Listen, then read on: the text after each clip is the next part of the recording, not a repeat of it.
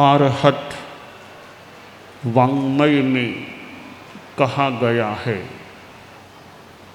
सोचा जानई कल्याणम सोचा जानई पावगम उभयंपि जानई सोचा जंग छेयं तंग समायरे। हम पंचेंद्रिय प्राणी हैं और उसमें भी मनुष्य हैं। पंचेंद्रिय प्राणी वह होता है जिसके कान होता है, सुनने का साधन होता है। यह कसौटी है पंचेंद्रिय होने की। जिसके पास श्रवणेन्द्रिय, श्रोत्रेंद्रिय, कर्णेन्द्रिय है, वह पंचेंद्रिय प्राणी है। आँख है, आँख होने मात्र से पंचेंद्रिय प्राणी नहीं हो जाता। कान के होने से ही या श्रवण के साधन रूप इंद्रिय के होने से ही कोई प्राणी पंचेंद्रिय कहला सकता है। तो कान हमारे पास है, हम सुनते भी हैं और सुनने से लाभ भी हो सकता है। शास्त्र में कहा गया, यानी आदमी सुनकर कल्याण को जान लेता है और सुनकर पाप को भी जान लेता है। कल्याण और पाप इन दोनों को सुनकर जाना जा सकता है। जानना एक कार्य संपन्न हो गया, जान लिया।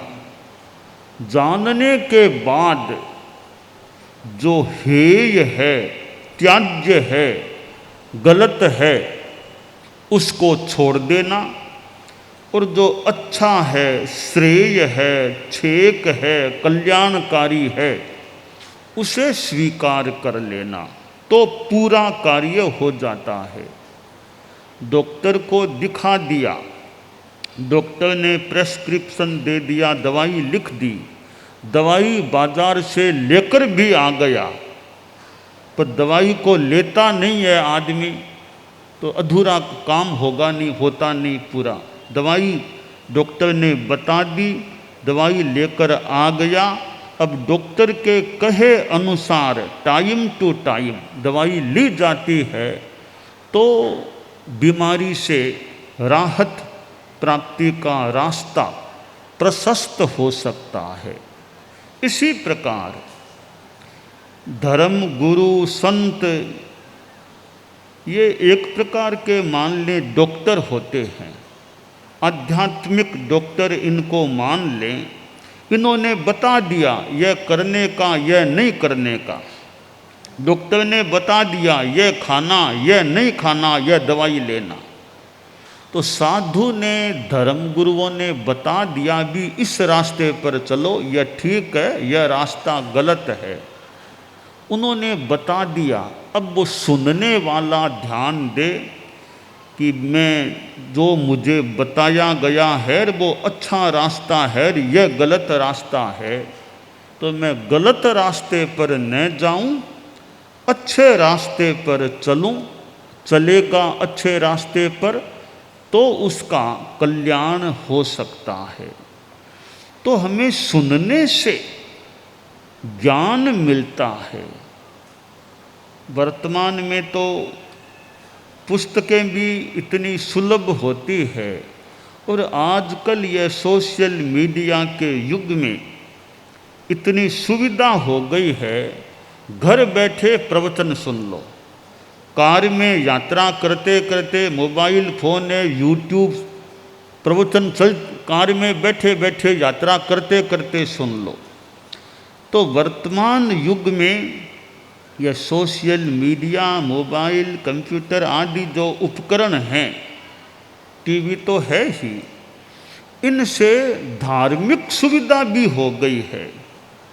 कि व्याख्यान में आने में देरी हो रही है, कार रास्ता जाम हो गया, प्रवचन शुरू हो गया, तो मोबाइल फ़ोन से सुनना शुरू कर दो, व्याख्यान यहाँ भी आ रहा है। तो कितनी सुविधा हो गई है। ये यंत्र हैं, इनकी अपनी उपयोगिता भी है और इनका दुरुपयोग भी हो सकता है। इन सोशल मीडिया के यंत्रों का दुरुपयोग न हो, इतना एडिक्शन, वो नशे की बात आती है कि शराब का नशा, ड्रग्स का नशा, वो नशा, उस नशे की बात है। पर कहीं कहीं मोबाइल फ़ोन का और इनका भी ऐसा मानो नशा हो जाता होगा कि बस इतना एडिक्शन, उसको आदमी छोड़ नहीं सकता, वो देखना ही देखना, उपयोग करना ही करना। तो यह आधुनिक तकनीकी के जो साधन हैं या यंत्र हैं, इनकी उपयोगिता भी बहुत है और इनका वो नशा हो जाए तो कुछ गलत भी हो सकता है। तो ये एक विवेक का विषय है, कितना उपयोग करना। तो सुनकर आदमी को इतना अच्छा ज्ञान मिल सकता है, और फिर साधु की वाणी हो जो स्वयं साधनाशील हैं, त्यागी हैं, संयमी हैं, ऐसे जो चारित्रात्माएं हैं, उनकी वाणी, साधना सिक्त वाणी सुनने को मिलती है। तो सुनते सुनते सामने साधु वक्ता तो पर्युपासना भी हो रही है और सुनने से जानकारियाँ भी प्राप्त हो सकती हैं। और सुनकर के आदमी को रास्ता मिल सकता है। एक बाबा जी थे, वे एक गांव में 1 सप्ताह के लिए आए और 1 सप्ताह तक उनका प्रवचन व्याख्यान का एकदम निर्धारित समय हो गया। 1.5-2 घंटा बाबा जी प्रवचन करते। तो एक सेठ सुबह सुबह तैयारी करके, स्नान और करके, नाश्ता लेकर के प्रवचन श्रवण के लिए जाने के लिए उद्यत हुआ। तो एक उसका तोता था, पिंजरे में तोता था पाला हुआ। तोते ने देखा आज सेठ साहब जा रहे हैं कहीं, तो पूछा, मालिक आज कहाँ जा रहे हैं? कहा, यहाँ बाबा जी आए हुए हैं, वो प्रवचन करते हैं और वो जिज्ञासा समाधान प्रश्नों के उत्तर भी देते हैं। तो वो 1 सप्ताह के लिए आए हैं, तो मैं सुबह आजकल वो प्रवचन सुनने के लिए जाया करता हूँ और मौका होगा तो कभी प्रश्न भी मैं पूछ सकूँगा। तोता बोला कि आप बाबा जी के वहाँ जाओ, एक प्रश्न मेरा भी पूछ लेना। बोलो क्या प्रश्न है? मैं छोटा सा प्रश्न है, बंधन मुक्ति कैसे मिले? बंधन मुक्ति कैसे मिले, यह प्रश्न आप मौका हो तो पूछ लेना। सेठ गया प्रवचन स्थल पर, 1-1.5 घंटा वो बाबा जी ने प्रवचन किया। फिर संयोजक ने सूचना दी, अब जिज्ञासा समाधान का समय है, कोई प्रश्न पूछना चाहें तो आगे आकर पूछ सकते हैं। तब सेठ ने सोचा भी मैं वो तोते का प्रश्न पूछ लूँ। तो वो सेठ आगे आया, आकर के मेरा बाबा जी प्रश्न वो मेरा तो नहीं है, मेरे तोते का प्रश्न है। प्रश्न यह है कि बंधन मुक्ति कैसे मिले। यह प्रश्न पूछा, क्षण भर में बाबा जी पट्ट पर बैठे थे, यूं लुढ़क गए, एकदम ढीले हो गए, लुढ़क गए। परिषद में हड़कंप सी मच गई। बाबा जी के क्या हो गया? कोई चक्कर आ गया? क्या हो गया? कोई हार्ट में तकलीफ हो गई? कई कार्यकर्ता दौड़े कि डॉक्टर को बुलाओ बुलाओ, एम्बुलेंस को लाओ, बाबा जी को भर्ती कराएं हॉस्पिटल में, क्या हो गया क्या हो गया। एम्बुलेंस आदि की व्यवस्था हो रही थी। सेठ ने सोचा, रे मैंने पूछा और मेरे पूछते ही बाबा जी लुढ़क गए, तो कहीं मैंने गलती कर दी होगी कि ऐसा कोई प्रश्न पूछ लिया जो नहीं पूछना चाहिए था, तो मेरे पर बात आएगी कि सेठ साहब ने प्रश्न पूछा तब बाबा जी लुढ़क गए। तो सेठ तो वहाँ से रवाना हो गया कि भी मेरे कारण से बाबा जी को तकलीफ हो गई है क्या। खिसक गए सेठ साहब, चले गए। 5-7 मिनटों बाद बाबा जी वापस बैठ गए, एकदम नॉर्मल स्थिति में आ गए और वापस बातचीत करने लगे। कहने कोई खास बात नहीं, मेरे ठीक है। प्रोग्राम भी संपन्न हो गया और सेठ घर पहुंचा तो तोते ने कहा, सेठ साहब प्रश्न का उत्तर? कहा पूछा तो था मैंने, तो तुमने क्या प्रश्न पूछ लिया, बहुत बुरा हो गया। बुरा क्या हुआ कि तुम्हारा प्रश्न मैंने पूछा, एक क्षण भर में बाबा जी लुढ़क गए, एकदम ढीले से हो गए। तुमने कैसा प्रश्न पूछ लिया? और कोई जवाब बाबा जी ने इस प्रश्न का नहीं दिया। अब तोते ने यह बात सुनी, रहस्य को पकड़ लिया। 2-3 दिन बीते। एक दिन सेठ ने देखा कि पिंजरे में तोता तो पड़ा हुआ है, ध्यान दिया, लगता है मर गया ये, तो सोचा इसको बाहर डाल दूं, मर गया लगता है। पिंजरे को बाहर ले गया, उसका वो दरवाज़ा खोला, तोते को यूं बाहर किया, तोता फड़ फड़ फड़ फड़ करते आकाश में उड़ गया। तो तुम जिंदा कहाँ, मैं तो जिंदा ही हूँ, तो तुम ऐसे कैसे हो गए, ऐसे कैसे गिर गए थे? कि बाबा जी कैसे गिर गए थे? कि मुझे पूछते हो ऐसे कैसे गिर गए थे, तो बाबा जी ऐसे कैसे गिर गए थे? जैसे बाबा जी गिर गए थे, लुढ़क गए थे, वैसे ही मैं लुढ़क गया था। अब क्या मतलब कि बाबा जी लुढ़क गए, मैं भी लुढ़क गया। सेठ समझा नहीं कि क्या मतलब बाबा जी लुढ़क गए, मैं भी लुढ़क गया। तोता बोला कि बाबा जी लुढ़के थे, उनके गड़बड़ नहीं हुई थी, वो जानबूझकर के लुढ़के थे। लुढ़के क्या थे? बाबा जी ने आपके प्रश्न का, मेरे उस प्रश्न का जवाब, जो मेरा प्रश्न आपने पूछा था उसका जवाब दिया था, बोलकर नहीं दिया, प्रैक्टिकल जवाब दिया था। कि जवाब क्या दिया? शेर साहब आप नहीं समझे, मैं समझ गया। प्रश्न था कि बंधन मुक्ति कैसे मिले, तो बाबा जी लुढ़क गए, ढीले हो गए। यानी बाबा जी ने कायोत्सर्ग सा कर लिया कि शरीर को ढीला करो, शरीर का मोह छोड़ो तो मुक्ति मिल जाएगी। तो बाबा जी ने प्रैक्टिकल जवाब दिया और मैंने उसको समझ लिया। आज मैं लुढ़क गया तो आपने सोचा मर गया और मुझे बाहर किया, मैं मरा नहीं था, जिंदा ही हूँ। तो पिंजरे से बंधन मुक्ति यूँ मिलती है, लुढ़कने से पिंजरे से बंधन मुक्ति मुझे मिल गई।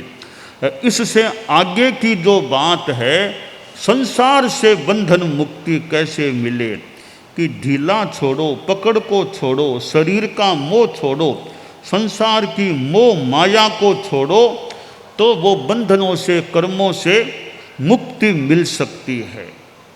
तो कई बार यूँ सुनते सुनते ये प्रवचन से और कभी बातचीत से इतना एक प्रकाश मिल जाता है, पथ दर्शन मिल जाता है। इसलिए ये संतों का, साधियों का, जो त्यागी भी हों और साथ में ज्ञानी भी हो, त्याग और ज्ञान दोनों जीवन में होते हैं।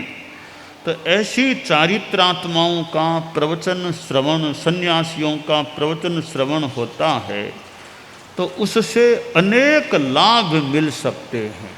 और तो क्या, कोई लोग यह कह देते हैं कि सुनने में क्या लाभ है, लोग इतना सुनते हैं जीवन में तो उतारते नहीं है, क्या लाभ हुआ सुनने में, यह कोई कह सकता है कि सुनने से क्या लाभ, आ गए बैठ गए सुन लिया, जीवन तो वैसा का वैसा है, फिर सुनने में क्या लाभ है। मेरा इसमें विचार है कि जीवन में कितना उतरे कितना नहीं उतरे वो एक बात है, आगे की बात है, परंतु सुनना तो अच्छा ही है। जीवन में उतरे तो बहुत ही बढ़िया बात, जीवन में सारी बातें नहीं भी उतरे, बिल्कुल भी नहीं उतरे, तो भी सुनना तो बढ़िया ही है। बढ़िया कैसे है, 1 घंटा अभी आप लोग यहाँ विराजे हुए हैं, उपस्थित हैं, घंटा 1.5 घंटा जितना भी यहाँ बैठे हैं, अब लाभ क्या सुनने में। पहली बात है कि आप कितने सांसारिक कार्यों से अभी बचे हुए हैं। यहाँ बैठे हैं, न दुकान की बात, न दुकान में, न ऑफिस में, न कोई लेन देन, कोई सावध्य काम मोटा मोटी शायद न हो, तो कितने 18 पापों में से कितने पापों से आप न अभी शायद गुस्सा विशेष होगा, न अहंकार की बात, न माया, न कितने पापों से बचे।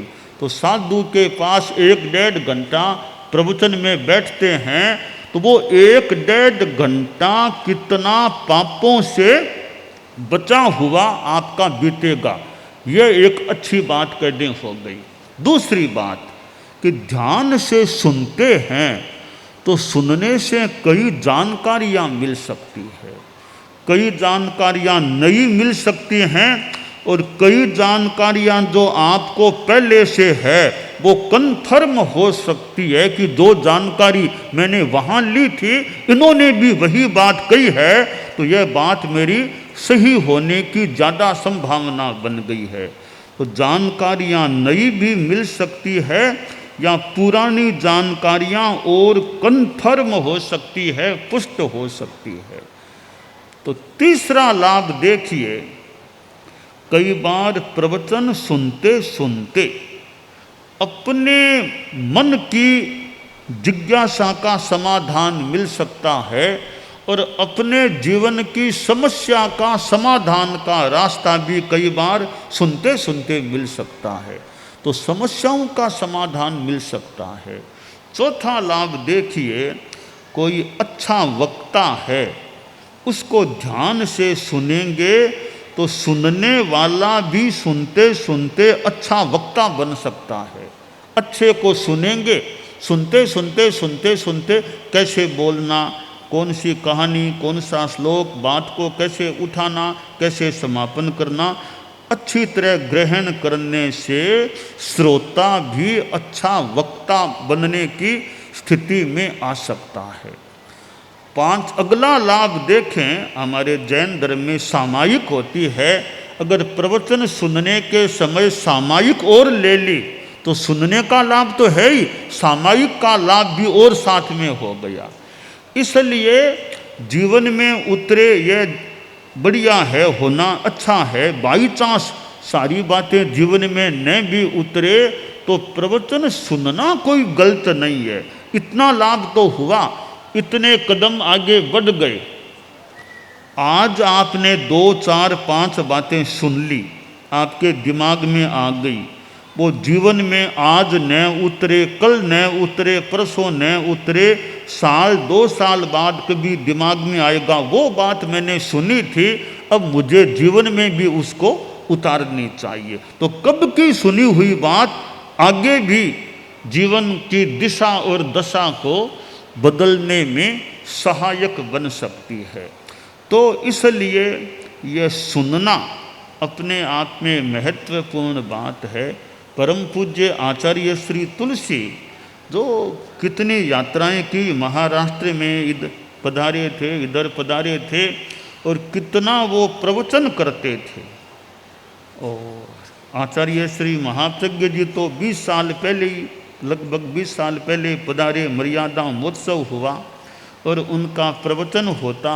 और उस जमाने में भी टेलीविज़न में प्रवचन का प्रसारण शुरू हो गया था। वैसे जितना भी होता तो एक जगह प्रवचन होता, वो प्रवचन बाद में जब भी जगह जगह टेलीविज़न के माध्यम से भी जाता, लोग सुनते, तो कितनों को सुनने से लाभ मिलने की संभावना बन जाती। तो चाहे बातचीत करें, प्रवचन सुने, कई बार बातचीत करने से भी कई एक अच्छा एक जीवन की अच्छी दिशा मिल सकती है। एक बाबा जी की बात है, वो एक गांव में गए तो ग्रामीण लोग आ गए, ग्रामीण जनता 100, 150, 200 लोग इकट्ठा हो गए। रात का समय था, तो बाबा जी ने वो कथा प्रवचन किया। उन ग्रामीणों में अधिकांश मजदूर लोग थे, जो सरकार में योजनाओं में जो मजदूर लोग काम करते हैं, वो लोग काफ़ी आए थे रात को। तो प्रवचन पूरा हुआ तो मजदूरों में जो एक मुखिया था, उनका नेता था, वह बोला, बाबा जी प्रवचन आपका बढ़िया हुआ, अच्छा आपने कृपा की, हमें लाभ दिया। एक हमारी रिक्वेस्ट है, आपसे रिक्वेस्ट है, बोलिए। कि बाबा जी आपका अच्छा प्रभाव है, सरकार में भी आपका अच्छा प्रभाव है, हमने सुना है कई मंत्री लोग, मुख्यमंत्री वगैरह आपके पास आया करते हैं। तो हमारी रिक्वेस्ट है, आप सरकार से बोलिए कि हमारी तनख्वाह बढ़ा दे।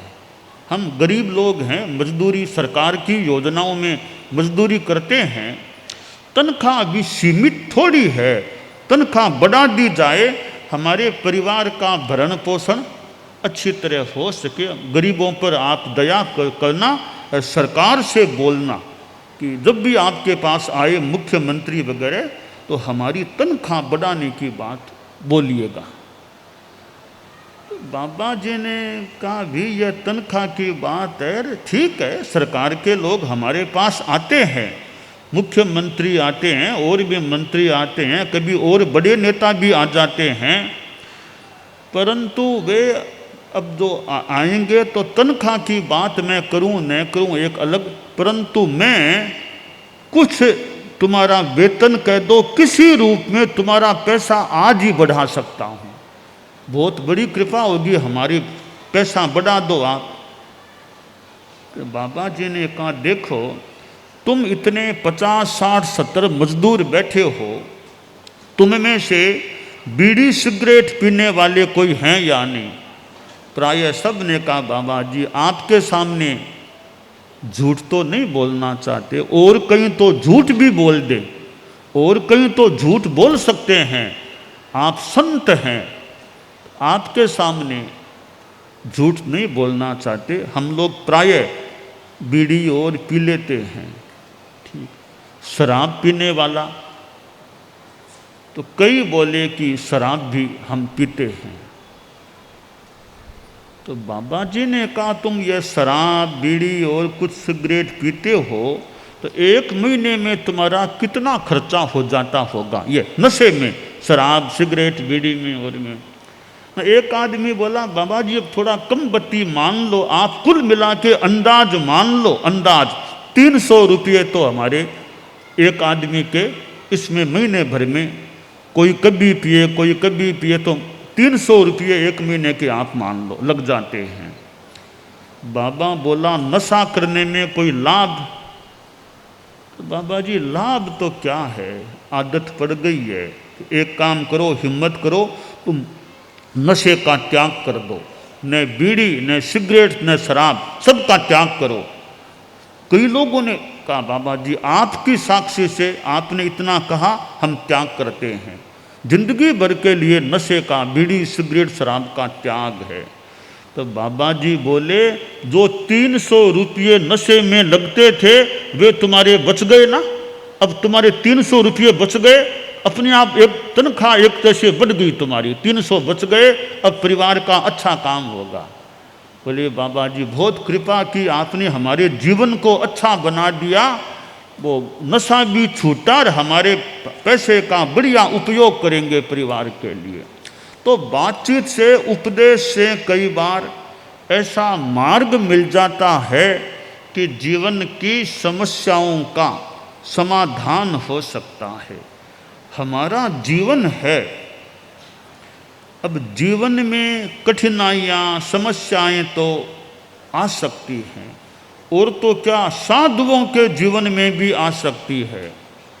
रामचंद्र जी जैसे के जीवन में भी कठिनाई आ गई, सीता जी का हरण हो गया, कितनी कठिनाई आ गई। रामायण में तो है, रामचंद्र जी की जो स्थिति बन गई थी, सीता जी का हरण हो गया, सीता जी मिली नहीं, एकदम बहुत तनाव कह दें। और एक ऐसे, मैं आज की भाषा में कहूँ तो मानो कि डिप्रेशन में चले गए हों, ऐसी उनकी स्थिति बन गई। खैर बाद में सीता जी का अन्वेषण हुआ, खोज हुई, सीता जी मिल भी गई। यानी रामचंद्र जी जैसे एक बड़े आदमी, उनके जीवन में भी कठिनाइयाँ, तो कठिनाइयाँ तो हर किसी के आदमी के जीवन में आए तो आ सकती है, पर कठिनाइयाँ समस्याएं आने पर भी आदमी ज़्यादा तनाव में न जाए, मानसिक दृष्टि से संतुलित बना रहे। संस्कृत में कहा गया है, उदये सविता रक्तो रक्तश्चास्तमये तथा संपत्तौ च विपत्तौ च महता मेक रूपता, कि सूर्य का उदय होता है तब भी लालिमा होती है, अस्त होता है तो भी लालिमा होती है। कवि ने कहा उदय काल में भी लालिमा, अस्त काल में भी लालिमा, दोनों स्थितियां जो विपरीत हैं, दोनों में एक समानता लालिमा है। इस जैसे सूर्य में समता है, उदय काल में भी लालिमा अरुणिमा और अस्त काल में भी लालिमा। इसी प्रकार जो महान लोग हैं उनको संपत्ति में भी समता, विपत्ति में भी समता, दोनों में ये समता की स्थिति उनके जीवन में रहती है। तो आपदा और संपदा ये दोनों मानो बहनें हैं।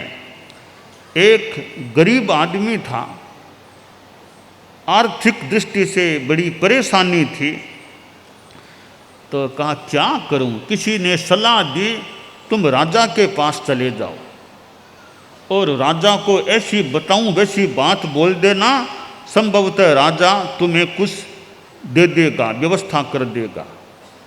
वह आदमी राजा के महल के पास गया, उसे कौन अंदर जाने दे। तो बाहर जो द्वारपाल था उसको वह बोला कि मैं राजा जी का मासी का बेटा भाई हूँ, मोशेरा भाई हूँ, मासी का बेटा भाई, तो मैं मिलना चाहता हूँ। द्वारपाल ने ऊपर सूचना भेजी सचिव के पास कि ऐसा कोई आदमी आया है कि मैं राजा का मोशेरा भाई हूँ तो मिलना चाहता हूँ। तो सचिव गया राजा के पास कि महाराज कोई आया है नीचे, वो कह रहा है कि मैं वो आपके मासी का बेटा भाई है। राजा ने कहा रे मेरी माँ तो एक ही बहन थी, दो बहनें थी ही नहीं, मेरे कोई मासी तो है ही नहीं, तो मेरा तो कोई मासी का बेटा है नहीं। तो वो बार बार कह रहा है कि मैं मासी का बेटा भाई हूँ। तो राजा बोला ठीक है, उसको ले आओ, बात करते हैं, लाओ। तो उसको राजा के पास लाया गया। राजा को हाथ जोड़े बोले महाराज आपका मोशेरा भाई हूँ मैं, तो मासी का बेटा भाई।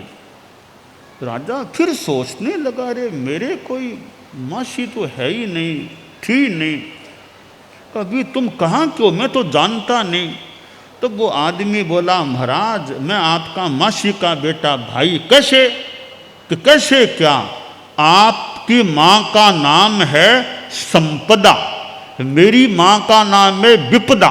आप तो संपदा के बेटे हो, मैं विपदा का मैं विपत्ति में रहने वाला।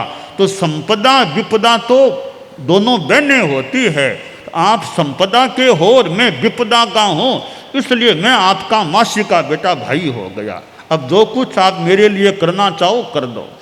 राजा बहुत खुश हुआ कि बात बड़े तरीके से कही है कि मासी का बेटा भाई इसलिए हूँ, आप संपदा लक्ष्मी के बेटे हैं और मैं विपदा का बेटा हूँ, इसलिए आपका मासी का बेटा भाई। राजा खुश हुआ, उसको दान जो कुछ दे करके उसकी समस्या का हल कर दिया।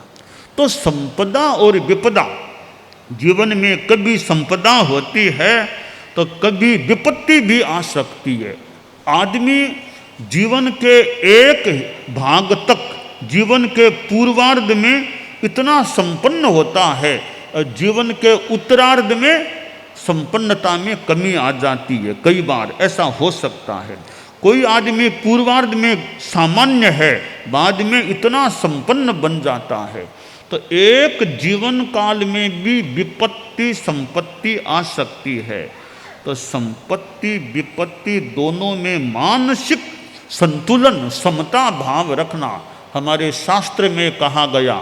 लाभा लाभे सुहे दुखे जीवे मरणे तहा समो निंदा प्रशंसासु तहा मानव मानव। ये अनुकूलता प्रतिकूलता, निंदा प्रशंसा, मान अपमान, लाभ अलाभ, जीवन मरण, ये स्थितियां आती हैं, इनमें सम रहो, इनमें हमें समता भाव रखना चाहिए।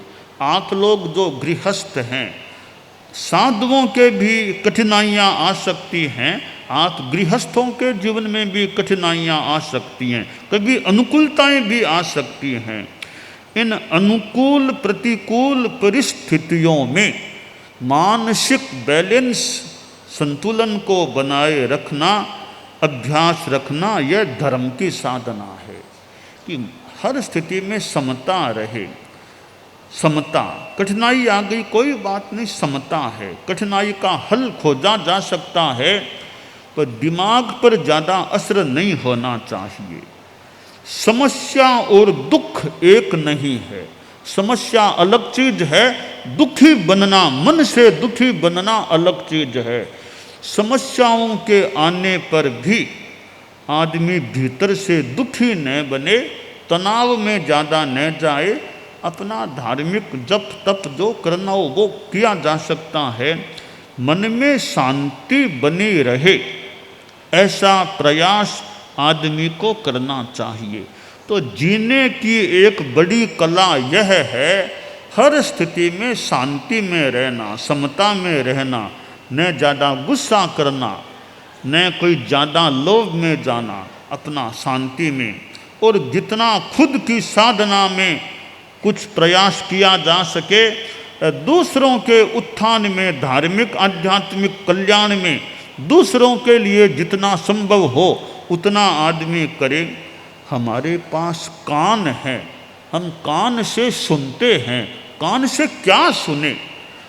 प्रवचन सुना जा सकता है, अच्छी बातें सुनी जा सकती है, दुखी आदमी का दुख भी सुना जा सकता है। कोई आदमी दुखी है, परेशान है, हीन दीन दुखी, उसका दुखड़ा वो सुन भी लें। कोई बीमार है, कोई कुछ है, तो 5-7 मिनट भी उसका दुखड़ा सुन लें।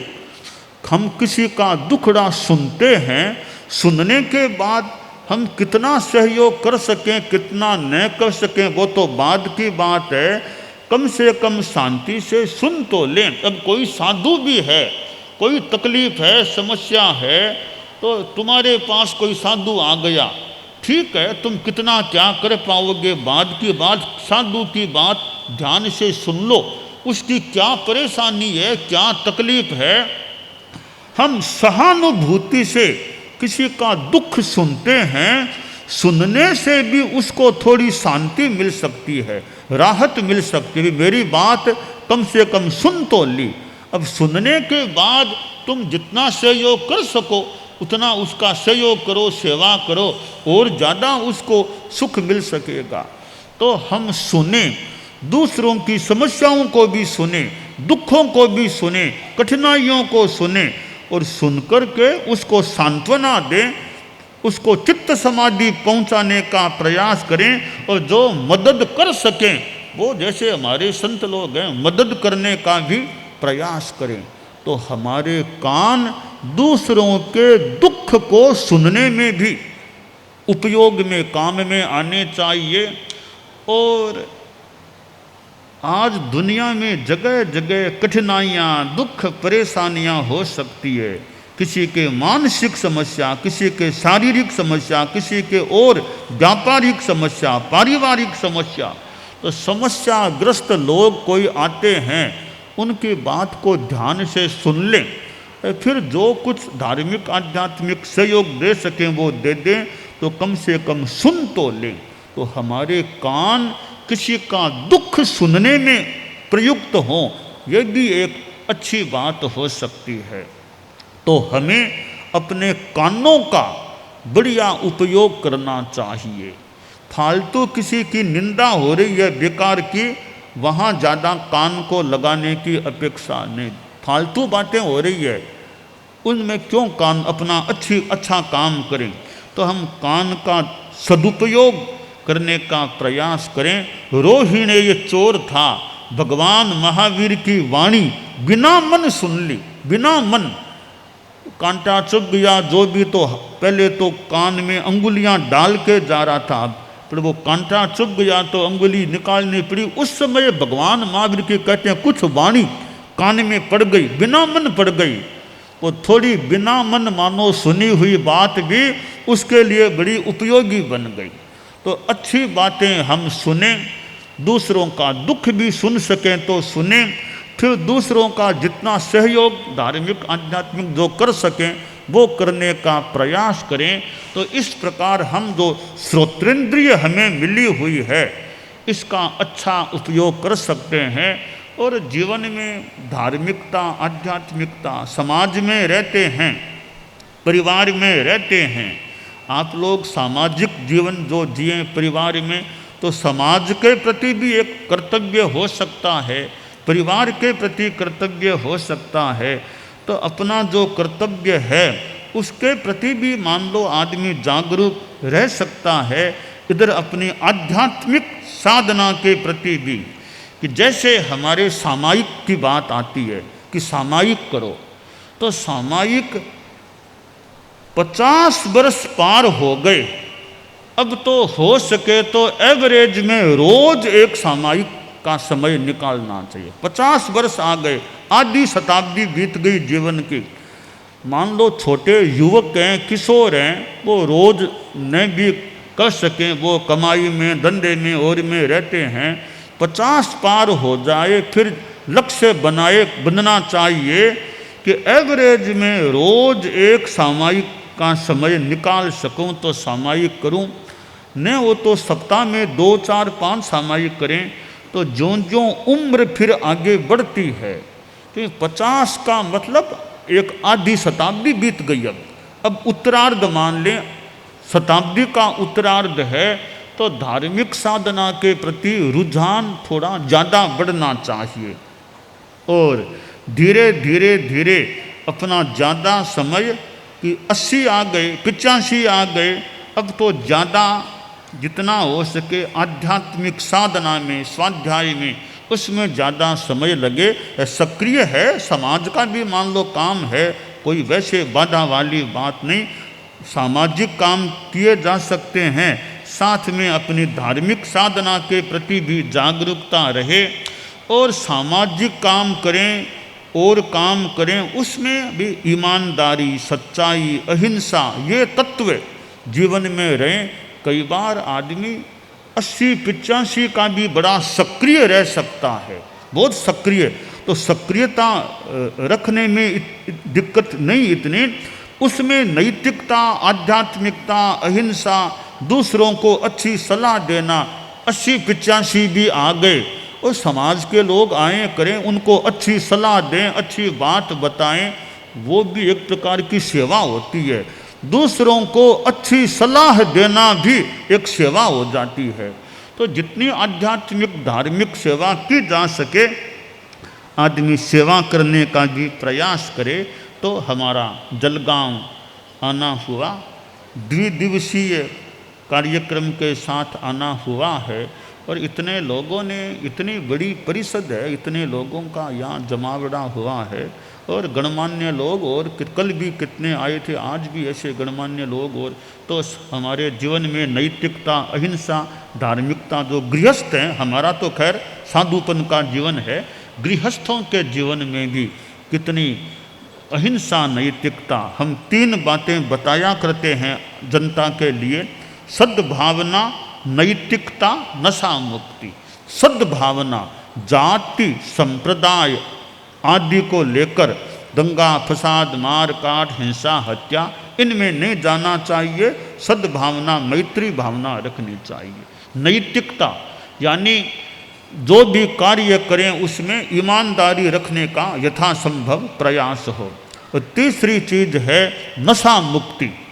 शराब सिगरेट बीड़ी खैनी गुटखा आदि नशीली चीज़ों के सेवन से बचना चाहिए। तो सद्भावना नैतिकता नशा मुक्ति, किसी भी धर्म का आदमी किसी जाति का आदमी ये तीन चीज़ें जीवन में हैं तो जीवन अच्छा रहता है, आत्मा अच्छी रहती है। पुलिस डिपार्टमेंट के लोग हैं, अगर जनता में सद्भावना नैतिकता नशा मुक्ति है तो पुलिस का काम भी हल्का बहुत हल्का रह सकता है, क्योंकि अपराध फिर ज़्यादा हो नहीं पाएंगे। नैतिकता है तो अपराध कम, सद्भावना है तो लड़ाई झगड़ा कम, नशा नहीं तो अपराध कम हो सकते हैं। तो ये तीन चीज़ें आ जाएं, सद्भावना नैतिकता नशा मुक्ति, तो पुलिस और न्यायालय इन दोनों का काम बहुत ही हल्का या नहीं की स्थिति में आ सकता है। तो मूल बात है जनता आदमी अच्छा आदमी बने। हम मनुष्य हैं तो मनुष्यता का जीवन जिए, यानी जीवन में संयम अहिंसा सद्भावना ये चीज़ें रहें तो ये मानव जीवन अच्छा। और ख़ास बात एक यह भी है, हम आगे के लिए भी सोचें। यह मनुष्य जीवन हमें प्राप्त है। आप लोग गृहस्थ हैं, मनुष्य जीवन है, आपके पास मान लो पैसा भी है, आपके पास समाज में इज्जत भी है, राजनीति में भी आपका मान लो कुछ वर्चस्व है। यह एक मान सकते हैं पुण्य का योग होने से समाज में प्रतिष्ठा मिले, राजनीति में भी अच्छा स्थान मिल जाए, स्वास्थ्य भी अच्छा रहे, पैसा भी अच्छा है, तो यह पुण्य का योग हो सकता है। आदमी यह सोचे हो सकता है मेरा पूर्व संचित पुण्य अभी उदय में है, मैं आगे के लिए क्या कर रहा हूँ, यह पुण्य तो मेरा धीरे धीरे व्यय हो रहा है, क्षीण हो रहा है, मैं आगे के लिए क्या करता हूँ, आगे के लिए सोचूं। और पुण्य से भी बड़ी बात है मैं धर्म की साधना मोक्ष के लिए करूं, मेरी आत्मा जन्म मरण से कभी मुक्त बने और मोक्ष को प्राप्त हो। तो यह चिंतन आदमी को अपने आगे के लिए, इस जीवन के बाद के मेरा क्या होगा, मैं पहले कहाँ था अब आगे कहाँ जाऊँगा, यह सारा अध्यात्म से एक जुड़ा हुआ चिंतन हो सकता है। तो हमारे शास्त्रों में इस प्रकार की मैं पहले कहाँ से आया हूँ कहाँ से, ऐसी बातें आयारों में मिलती है। तो शास्त्रों की वाणियाँ हैं, उनसे भी बड़ा एक पथ दर्शन, बड़ा एक मार्गदर्शन हमें मिल सकता है। तो हमारे जैन शास्त्र हैं, 32 आगम हमारे यहाँ मान्य है, आयारो सुयगड़ो ठाणंग समवाओ भगवती आदि आदि हैं। इन शास्त्रों में कितनी बातें हैं, उनका स्वाध्याय जितना टाइम मिले स्वाध्याय हो तो स्वाध्याय करने से भी अच्छी जानकारियाँ मिल सकती हैं। तो 2 दिनों का यह प्रवास जलगांव का आज दूसरा दिन है। जनता ने अपने ढंग से लाभ लेने का प्रयास किया है। जैन समाज है और भी लोग हैं, तेरापन समाज भी है, सब में खूब धार्मिक जागरणा रहे, अच्छा रहे। ओम दानान शेट यत्पयाणं सच्चेषु या अणवज्जं वयन्ति तवेषु या उत्तमबम्भचेरं लोगुत्तमे समणेनाय पुत्ते।